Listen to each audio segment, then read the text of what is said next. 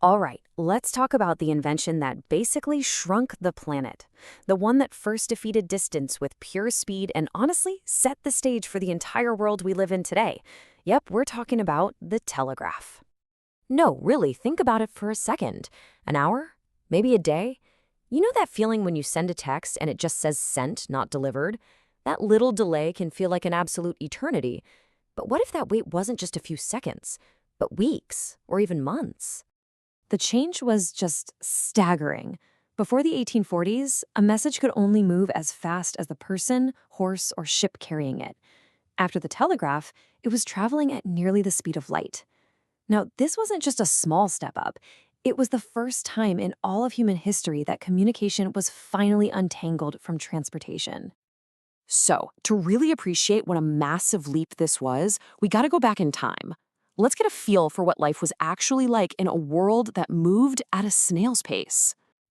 Okay, imagine you need to send a crucial business update from New York over to London. First, somebody has to write it out by hand.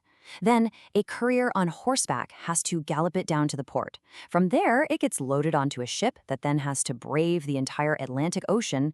The whole thing was completely physical and just incredibly, painfully slow. Everything was tied to these physical limits. Even the most high-tech systems they had, like semaphore lines, which were basically giant signaling towers, were totally useless if it was foggy or rainy or if a mountain was in the way. And for the booming industries of the Industrial Revolution, like the railways that desperately needed to coordinate, this just wasn't going to cut it. The world was practically screaming for a solution. And that solution came from a pretty unlikely place: an American artist who became an inventor.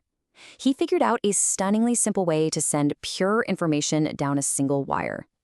So, in 1837, Samuel Morse, working with his partner Alfred Vail, finally cracked the code. Now, lots of other people were messing around with these super complex multi-wire contraptions, but Morse and Vail, they were focused on one thing: making something that was actually practical. Their idea wasn't about sending voices or pictures or anything like that. It was about something way more basic: simple pulses of electricity. A little on or off signal sent down one wire that someone could easily decode on the other side.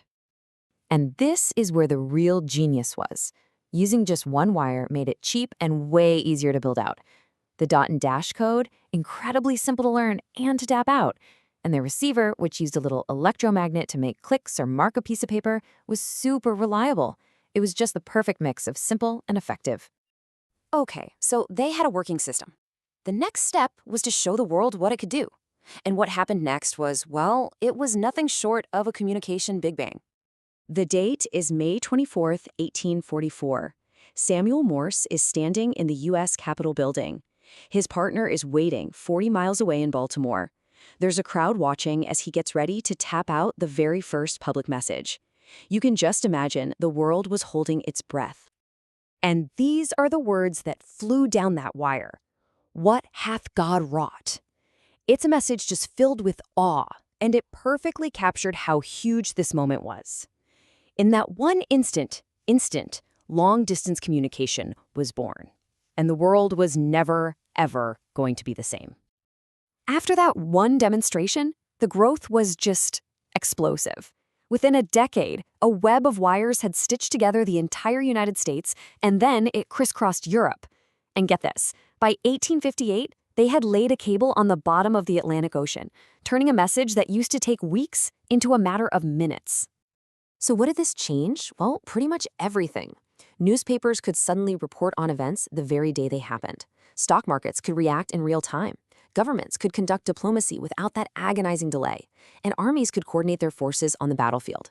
Society suddenly had a brand new central nervous system. But the story does not end there. Not even close. The telegraph's greatest legacy isn't just what it did back then. It's what it made possible. It is the direct ancestor of the technology that's probably in your hand or your pocket right now. See, the telegraph proved the fundamental concept of our modern world, that you could take meaningful information, turn it into electrical signals, shoot it down a wire, and decode it on the other side.